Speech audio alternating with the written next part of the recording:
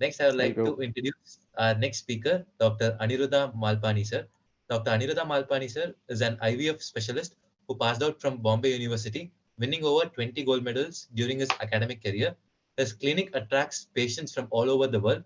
He has founded the world's largest free patient education library named Help. He has authored many books, including How to Get the Best Medical Care, Successful Medical Practice, Using Information Therapy to Put Patients First, etc. His passion is patient empowerment, and he believes that using information technology to deliver information therapy to patients can heal a sick healthcare system. He has pioneered the use of innovative technology to educate infertile couples using cartoon films, comic books, and e-learning modules, which is available on his website www.ivfindia.com. He is an active angel investor. He invests across all domains and admires entrepreneurs because they have the potential to change the world. With this short intro, I would like to welcome Dr. Aniruddha Malpani, sir, to talk on the topic funding and investments for healthcare technologies. Over to you, sir. Hi, thanks so much. Can you see my slide? I'm trying to share the screen. I'd like to start with the presentation. Sir, please start sharing. I've done share screen. Batul, can you please help? It is visible now. Okay. Okay, great. If you can make it in full screen, sir. Let me do that. Is that better? Yes, sir. Yes. Okay.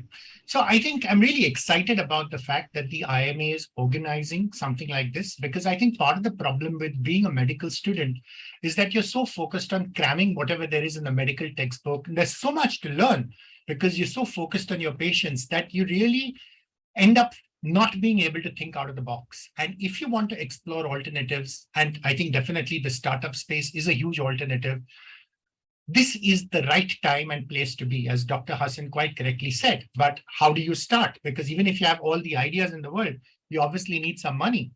And in fact, this is one of the first things which people say, okay, great, so many new opportunities. What can I do with all these opportunities?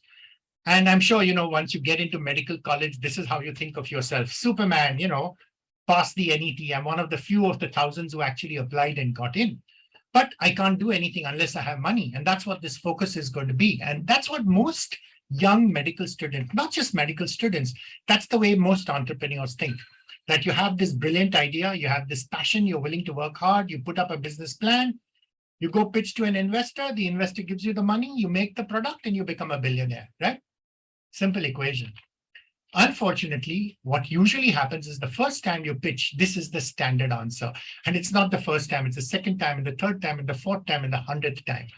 And then this is what Superman actually ends up becoming, that no matter how smart you are and you got A grades in all your career and you got into the best medical college in the world, as far as actually starting up, this is the position you're going to be in.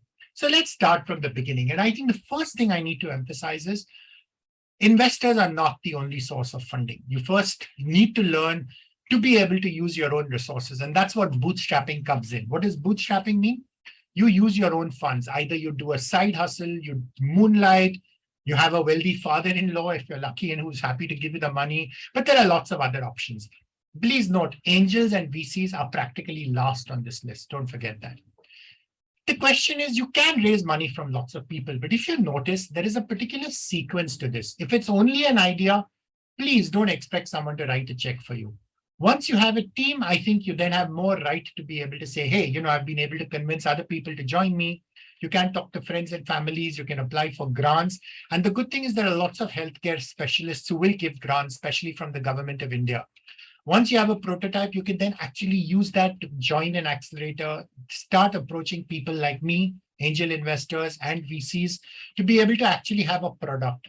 The most important thing is once you have users and you're generating revenue, your customers are the best source of being able to generate even more money so that you can actually get up to growth. Now, this is a very Silicon Valley slide. Let me warn you. Ideas, team, prototype, users, revenue, and profits come last. But actually, if you're bootstrapping, you've got to flip that around, especially in a country like India, where you have to grow frugally.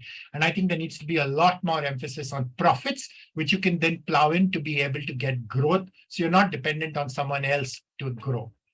What does bootstrapping mean? Unfortunately, it's not something which people talk about enough, but bootstrapping means using your own funds and not depending on anyone else to give you money in order to grow.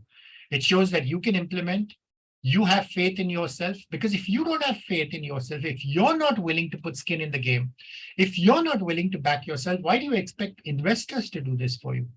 Remember, your customers are your best source of funding, and it doesn't matter how little money you have.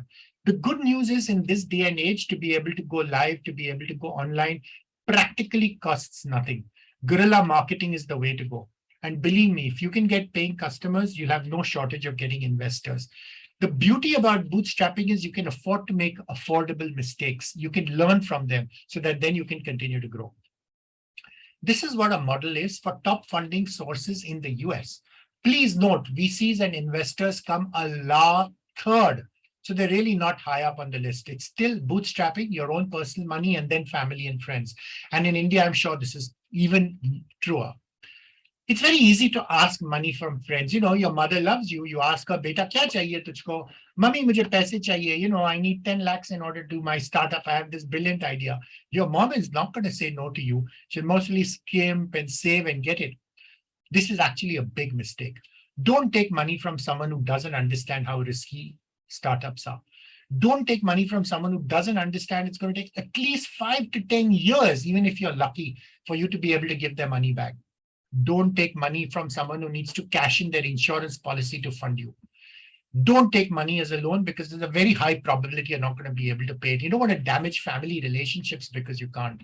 And please don't give away too high a valuation because you're completely clueless and you're so grateful when anyone gives you money. And then when your rich lawyer uncle says, fine, you know, I'll give you 10 lakhs, give me 50% of your company. That's something you'll really regret in the long run. So the first thing everyone asks us is, I have this great idea. I'm this bright doctor. I want to implement this. Give me the money. And that just doesn't work. Ideas are a dime a dozen. You know, anyone who wants ideas, please reach out to me and I'll share 100 of my ideas completely for free. Ideas are really worth nothing. Please don't fall in love with your ideas. In fact, you'll find out that the more the ideas you generate, the more you'll realize how terrible most of your first ideas were. The more the ideas, the better your chance of finding a good one. Please don't worry that someone's going to steal your ideas. I have enough of my own. What I really need is people who will implement these ideas. I don't really care. And passion is necessary, but passion is not sufficient because it's easy to be passionate when everything is bright and rosy and everyone tells you, oh, you're such a smart guy. Of course, you're going to be able to do this. It's when you reach hard times, when no one's willing to give you money, when you can't pay salaries, when you can't even pay yourself. That's when you understand that passion is not sufficient. This is what most people think of VCs and investors, right? Rich fat cats, tie, boot, suit, smoking cigars, who only know how to say no. Finding investors is simple, but it's not easy, let me warn you. And therefore, you need to start off with sending cold emails. And the beauty is every serious investor has a website. And if they don't have a website, something's seriously wrong. It's easy to learn how to send cold emails. You can find them on LinkedIn. You can find me on Twitter. You can find warm introductions because people have a soft corner for doctors. People have a soft corner for medical students. People are happy to help. The trick is that you need to establish yourself as a thought leader. You need to show us that you understand what you're talking about, and then we'll be happy to come to you. Also remember one thing.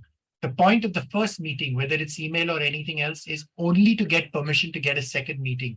Please don't expect, I'll send an email, see how smart I am, what a brilliant idea, what a brilliant pitch. Look at all my pro forma revenue figures, and I'm going to make you a millionaire in 3 years, and someone's going to write you a check. It doesn't happen. I get at least 100 pitches a day, and I'm just an angel investor. VCs get 1,000 pitches a day, and they get them from people who are much, much smarter, much more hardworking than you are, who've created a lot more value. So don't think that you have the right to win. You need to create that right. And don't think that just because you call yourself an entrepreneur, you become an entrepreneur. The world does not owe you anything. Please understand that. I don't care whether you work 10 years and whether you starved or anything else. What I need to know is what value you're going to be add to the world so that the world can then generate revenue for you. And if you can't do that, I may have a soft corner for you, but you know what? I'm not your father-in-law. I'm not going to write a check for you. You need to find investors who are relevant. So please don't spam investors and send emails to Sequoia and Matrix and everyone else just because you have an email address. You need to find out whether they're interested in your industry, whether they understand what you're doing, and whether they've invested in startups who are at the same stage you are. How do you contact potential investors? It's fine. Learn to send emails. You'll get better. Get introduced by mutual contacts. But please do your research. Please don't send generic emails. Please don't send dear sir emails. If you can't even be bothered to find out my name and my website address and at least customize that email when you send it to me, I don't even think I should be even bothered to reply back to your email. Dear sir emails, as far as I'm concerned, are a sign that you're a lazy guy and I'm really not interested in engaging with you. Please have realistic expectations. Just because you spent 6 hours writing that email, don't expect that I'm going to reply to your email within a day. We're busy. We have enough things to do. And not only am I an angel investor, I'm also happen to be an IVF doctor. So my patients will come first. And let me also tell you one thing. My first response is always no. Do you know why? Because if I say no, I don't need to engage with you any further. I can move on with my life. The moment I say yes, I have to start my process. I have to figure out, are you a good guy? Do you understand what you're talking about? You may be a doctor, but you know enough about running a business. And therefore, my knee-jerk reflex is going to be no. And that's why you need to be a little empathetic and a little kind and understand that you need to be persistent and patient. You need to respect my time. You need to learn to empathize. Just like you expect investors to empathize with you, you need to learn to be able to empathize with investors as well. And I don't think that's asking for too much. Joining an accelerator is a great idea because you learn very quickly. Just like a medical college is a great way for doctors to learn how to become doctors, accelerators will teach entrepreneurs how to actually become investable. You learn the trade, you get access to a network, you learn from other entrepreneurs who are on the same stage, you'll be empathetic. And you get this halo effect. Hey, just like an MD degree says, yes, you know what, I'm a doctor, I'm an expert.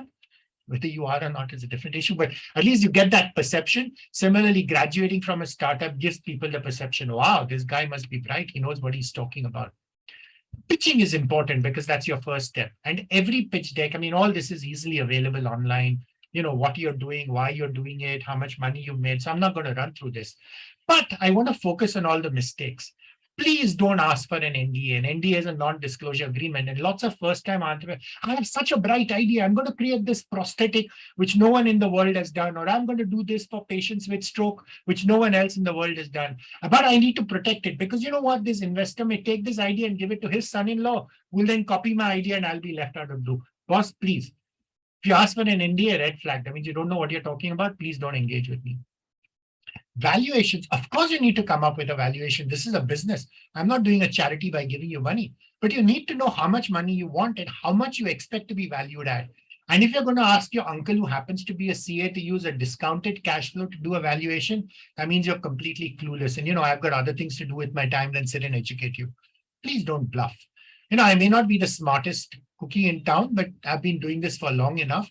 And I'll be able to make out when you're trying to pull a fast one. I'm not interested in talking to people who are trying to do that. If you don't have any integrity, I don't want to talk to you. And if I tell you why I think you're wrong, that's actually to see, not because I think you're wrong, because I want to see how you're going to respond to criticism. And if you cannot take that criticism, please, don't waste my time. And the world is full of wannabe entrepreneurs. Everyone says, yeah, what am I? I'm an entrepreneur. What have you done for the last 10 years? I've created 10 different business pitch decks. Have you done anything? Have you gone out to market? Have you talked to customers? Have you talked to patients? Zero.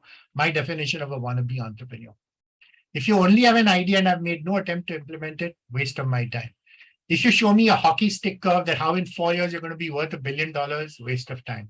If you tell me you have no competition, this clearly means you've not bothered to do your homework. You don't know what you're talking about.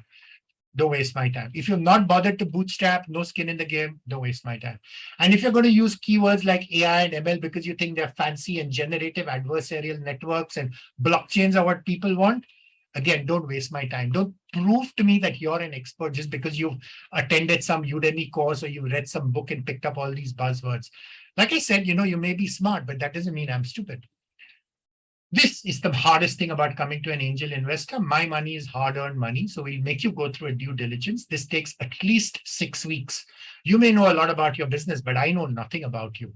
And there's a process with all this stuff. What's your market? What's your business model? Are you worth investing in? How much traction have you achieved? Again, it's like a dance. You need to understand that dance. Don't expect everything going to happen overnight. There is negotiation, there's valuation. And, honestly, we don't want to run your company for you. I have enough problems of my own, and that's the last thing I want. I'm not interested in control, but I need to understand that you're capable of running this company, that when I take this check, you're not going to run away with it. You're going to keep on engaging with me afterwards.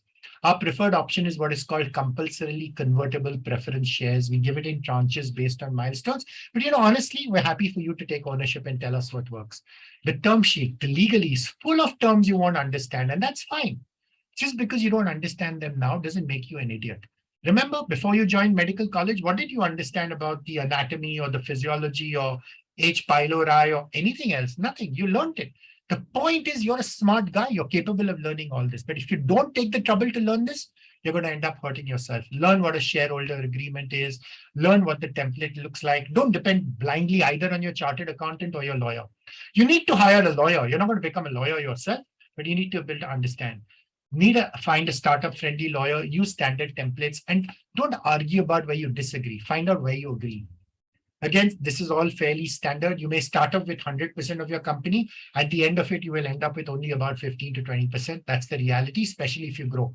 And if you don't want to share equity, please don't talk to investors because you're wasting your time and theirs. So why do I invest? And investors invest for multiple reasons. There's a big difference between angel investors and VCs. VCs are businessmen. They're investing other people's money because they need to return it to them. I do it for different reasons, and other people do it for different reasons. And that's absolutely fine. There's no real right answer. And just because I say no doesn't mean someone else will say no. Everyone has different reasons. Focus on that. Whom do I invest in? And all this information is available on our website, which is malpaniventures.com. We're happy to share, and it's all there. That's the easiest way to get in touch with me. I first need to fall in love with the entrepreneur. So the first reflex is always is illogical. And that's the truth. It's like you fall in love with your wife. You fall in love for illogical reasons, and then you find logical reasons for why she's the right person to marry you. And then obviously you need to convince her that you are the right person for her to marry, but that's a different issue. I focus on what I call my learning on investment, not my return on investment. I'm a big boy. I understand most startups are fair, but this is not philanthropy. I'm not giving you a check so you can burn it up. I'm doing it with the understanding that you may fail in spite of your best efforts. And as long as you put in the efforts, I'm forgiving about failure. I look for three things: integrity. You don't have that, don't waste my time. Curiosity, because the world is going to change every 2 years and you need to keep on learning. And humility. If you're the guy who thinks you have all the answers, forget it. You're never going to have any answers. Need to be willing to teach me because I need to learn, and you need to be willing to learn. But for me, the most important thing is, do you have paying customers? And if you have a customer to whose life you're adding enough value because they're willing to give you money, that's 90% of the problem solved. There is smart money and dumb money, and just because someone writes a check doesn't make them smart. But please take the money with respect. Just because I happen to be rich doesn't mean that you can blow my money away. That's the way I look at this relationship, honestly. It's like a marriage. It can be actually tougher than a marriage because most of these end up with unhappy divorces, and therefore you need to be aware of that. Again, these are basically pearls of wisdom. All this stuff is on our website, so don't fuss too much about this. But the trick is you don't want to sell yourself. You want investors to come in to you and say, hey, can I give you money because I think you're doing right? And trust me, this happens all the time.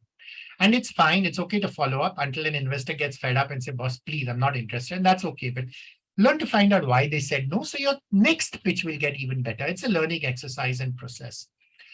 And remember, just because you get funding from Sequoia doesn't mean you're going to work. It's going to win. It's just a milestone. That's no validation for a business. The only validation for business is repeat paying customers. Investors think we're very rich and therefore we're very smart, but we're as dumb as everyone else. And 90% of the investments we fund, we fail. And if we were really so smart, then all of them would succeed, but they don't. All these vanity metrics, valuation stuff is all rubbish. It's a trap. And don't take no personally. I'm saying no because perhaps there's someone better than you whom I'm giving the money to. And I don't have an infinite amount of money. This is hard-earned money. Please stop comparing yourself with what the startup press talks about, because all startup press releases are funded by VCs who are in the job of attracting entrepreneurs. So they only talk about their success stories and they hide all their failures. And please remember, an investor like me cannot do without you. But investors, as far as you're concerned, are completely optional. You can always bootstrap. So if you find someone, great. If you don't find someone, not the end of the world.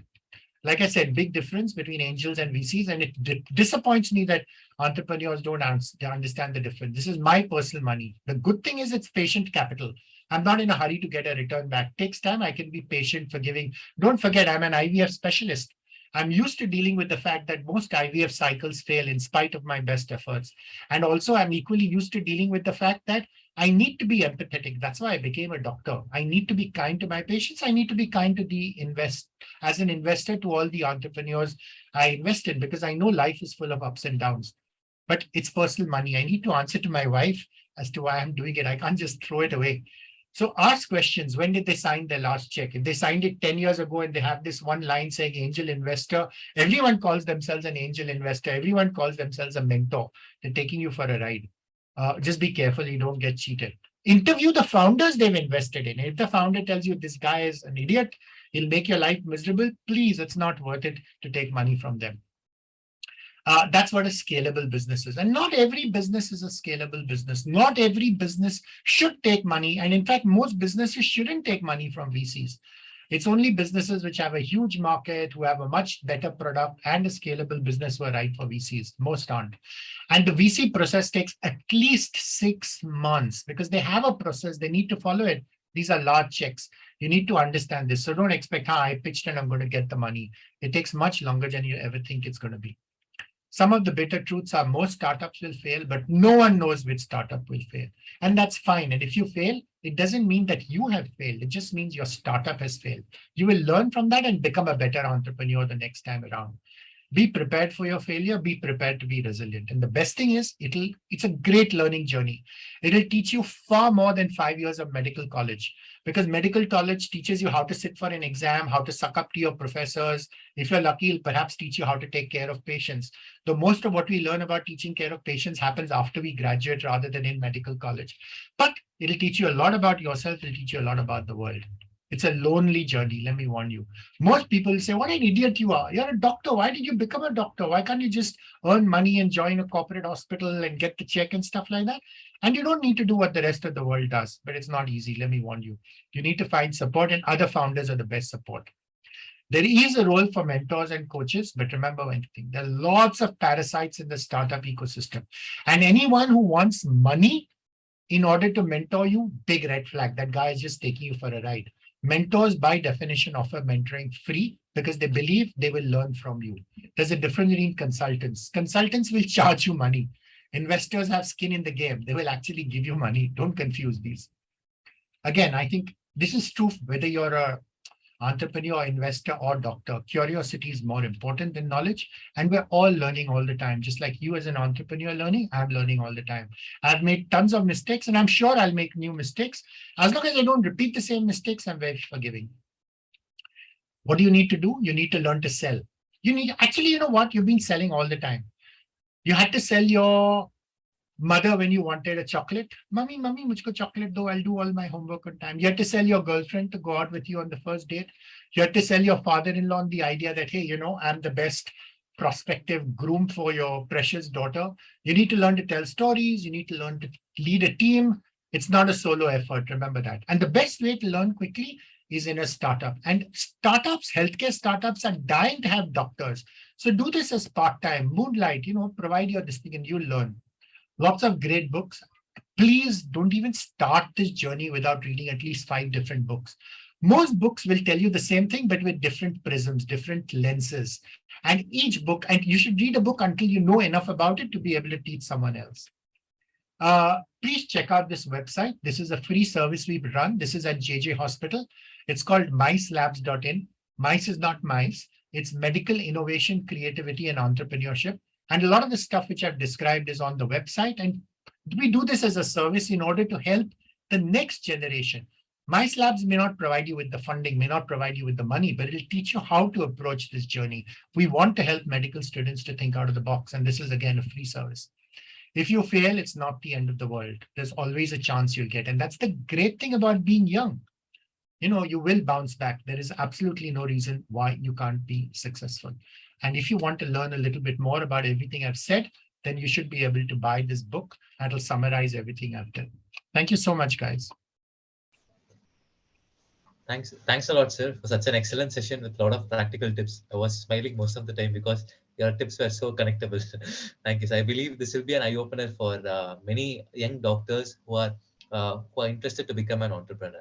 Thank you so much, sir. Okay, great. Thank you so much.